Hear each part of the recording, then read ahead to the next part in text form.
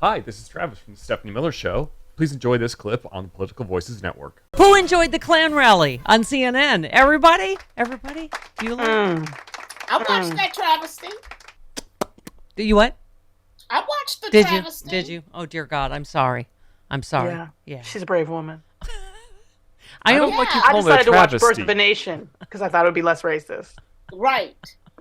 I've never seen more of an audience stacked in the favor Exactly. of somebody Right. than that. That to me is the most egregious thing, that CNN agreed to that. Yeah. Right? They obviously, what did we say, Chris? Trump bent them over the pinball machine before the thing even started. Exactly. Yeah. Yep. Yeah. How does that even work? Like, and then to have try to defend it after the fact. Have Anderson Cooper come out and be like, "Look, journalism and this man's like, no, you're not gonna lecture us on civics." The whitest man on Because- CNN. He's literally almost translucent. Do you remember him being down in Katrina in like couture? Yes. Yeah. I was like, "Oh, did you wear your bespoke suit to the I mean, tragedy?" the only silver lining we were talking about is with Glenn Kirschner, is that as usual, it was a legal rake factory. Like, there seems to be now stuff with E. Jean Carroll's obviously talking about suing him again. They're saying Jack Smith can use the stuff on documents and other statements. It's extraordinary, right? That he always makes things worse for himself. He's a walking lie. And every time he's going to open his mouth while he's quote unquote running for president, which I don't even understand how we can scoop up George Santos in 4 months. Thank you. Yeah. This man has done the exact same stuff. Yeah. And worse. And worse. And we continue to allow him to degrade our whole system of democracy. Yeah.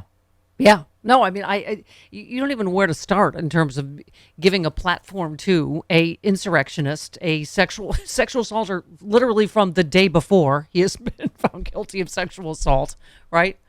We should have known when they didn't pull Donald Trump that CNN had already agreed to a whole bunch of stuff, because anybody in their right mind would have pulled him from that. They would not have let him go on that program the day after that verdict. No, or in your right mind would not have done that. Nope. This was perfection for them.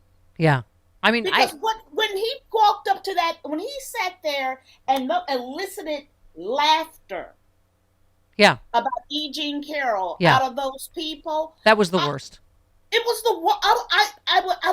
I was gasping. Yeah, as a woman with a daughter, Francis, but just all of us for women, you're just like, oh my God, this is now fully the pro party. They think this is funny. Like, Yes.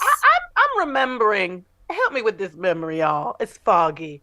I'm getting older. This memory where O.J. Simpson tried to go on to talk about a book. I didn't do it, but if I had done it, this is what I would have done. and they pulled that. They didn't do it. Right.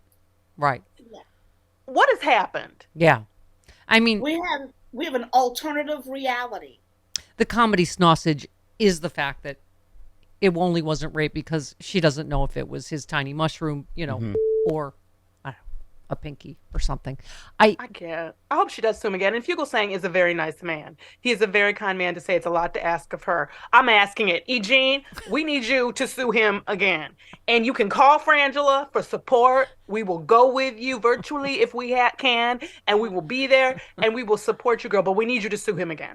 And again, and again. Because he's never going to shut his mouth up about it. Yeah. Yeah. I mean, and I guess we shouldn't be surprised, but you're just like, okay. And by the way, Dana asked the same question. I think I asked Cynthia Oxney. I was not aware.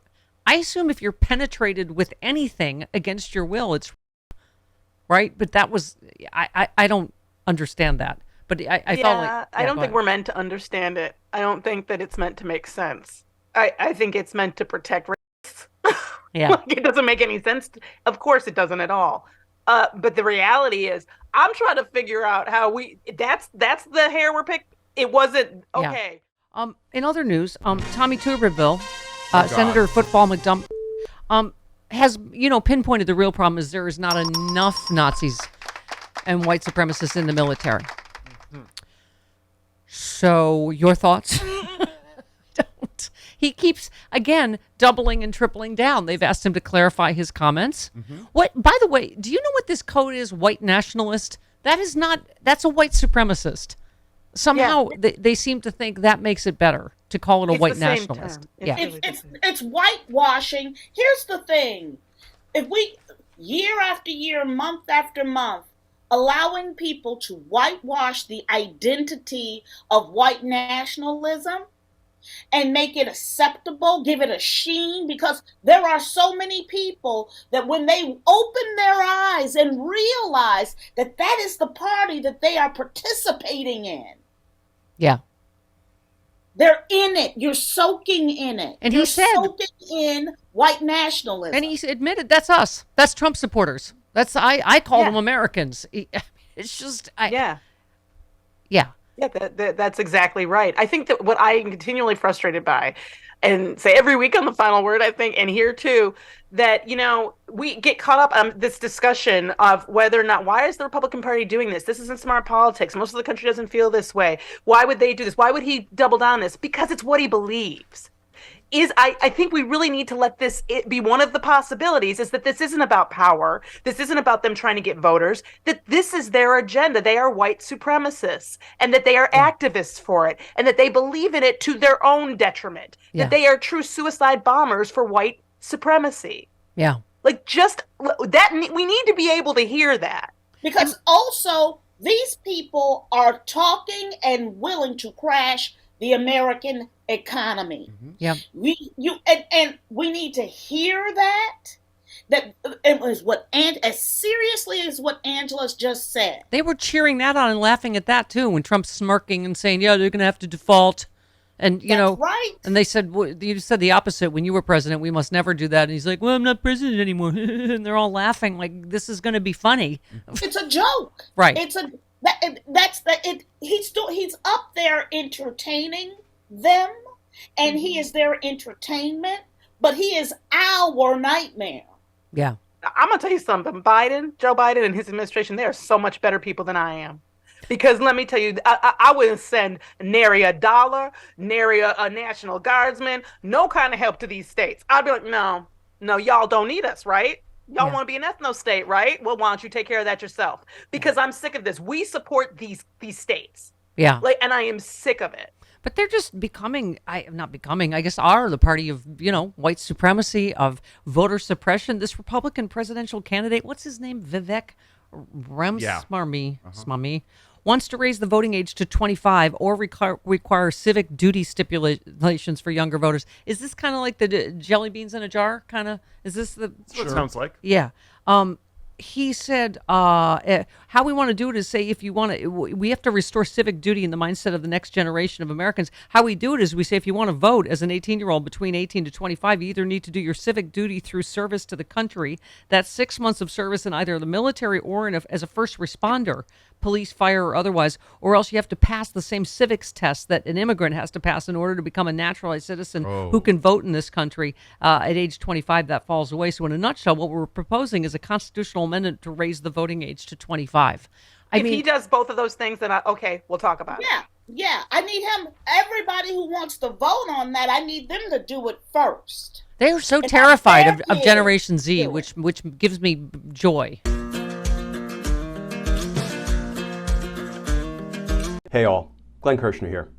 Friends, I hope you'll join me on my audio podcast, Justice Matters. We talk about not only the legal issues of the day, but we also talk about the need to reform ethics in our government. Here's one example, the oath of office. You know the one. I do solemnly swear to support and defend the Constitution against all enemies, foreign and domestic. Let's add 22 words to that oath. Quote, "And I will promptly report any instances of crime and or corruption by government officials and employees of which I become aware." Friends, our democracy is worth fighting for. Join us in this fight, because justice matters. Look for Justice Matters wherever you ordinarily find your podcasts.